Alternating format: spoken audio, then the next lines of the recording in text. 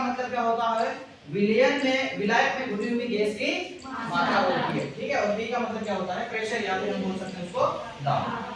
तो यहाँ पर थोड़ा सा देखना कि हमने यहाँ पर एक कर्व यहाँ से लिया है सी, और सी से एक सीधा कर्व हमने निकाला है जिसको हमने क्या बोला, विलायक कहा है ना। यहाँ से लेकर के मतलब ए और बी वाला जो हिस्सा रहेगा इसको हम विलायक कहते हैं, ठीक है।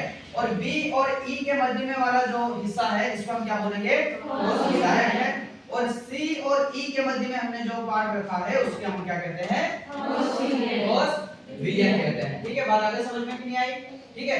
सी और ई के मध्य में हमने क्या रखा है, ठोस विलयन रखा है। ई और बी के मध्य में हमने क्या रखा है, तो ठोस विलायक रखा है। और बी और ए के मध्य में हमने क्या रखा है, विलायक रखा है। अब छोटा सा यहाँ पर देखना कि टी एफ और टी नॉट एफ, इनमें दोनों में अंतर है।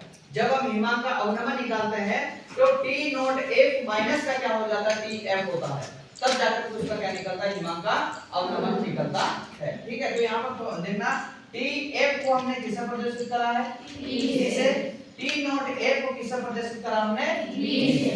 तो ये एक ग्राफ बना, जैसे जैसे वाष्प दाब की मात्रा बढ़ती जाती है तो दाब की मात्रा क्या हो जाती है, कम होती जाती है। क्यों? क्योंकि हम हिमांक का अवनमन पढ़ रहे हैं और हिमांक का अवनमन नहीं आता है, कमी होती है, ठीक है। तो जैसे जैसे वेपर प्रेशर बढ़ता जाता है तो वैसे वैसे उसके टेंपरेचर में क्या होती है, कमी आती है, ठीक है। ये थोड़ा सा है, परिभाषा भी यहाँ पर है कि किसी पदार्थ का वह ताप जिस ताप और द्रव अवस्था से ठोस अवस्था में परिवर्तित करना हिमांक कहलाता है। किसी विलायक में अवाष्पशील विलेय पदार्थ मिलाने पर उसके हिमांक ताप में क्या होती है, कमी आती है, जिसे हम क्या कहते हैं, हिमांक का अवनमन कहते हैं, ठीक है। ये इसकी परिभाषा हो गई और ये इसका ग्राफ हो गया।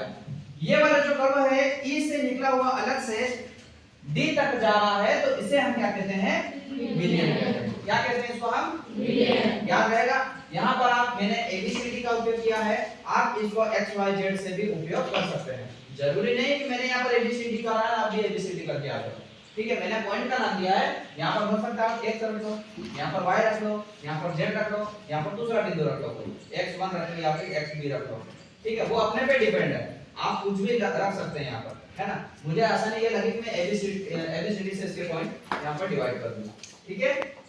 तो यहाँ पर पूरी थ्योरी बनी हुई है। अब इस हिमांक के अवनमन की ग्राफिक कुछ विधि है, इस ग्राफ को हमने कैसे बनाया, किस पॉइंट को क्या दर्शाया, उसके बारे में पूरा का पूरा यहाँ पर हमने रिप्रेजेंट करा है। पहला बिंदु है वक्र AB विभिन्न तापों पर शुद्ध विलायक को प्रदर्शित करता है। तो अब A और B देखना है, A और B है, और ये विभिन्न तापों, D का मतलब क्या होता है, टेंपरेचर होगा, और टेंपरेचर के ऊपर हमने किसको रिप्रेजेंट करा है, शुद्ध विलायक के वाष्प दाब को, B वाष्प दाब भी तो है। तो हमको दोनों पॉइंट मेजरमेंट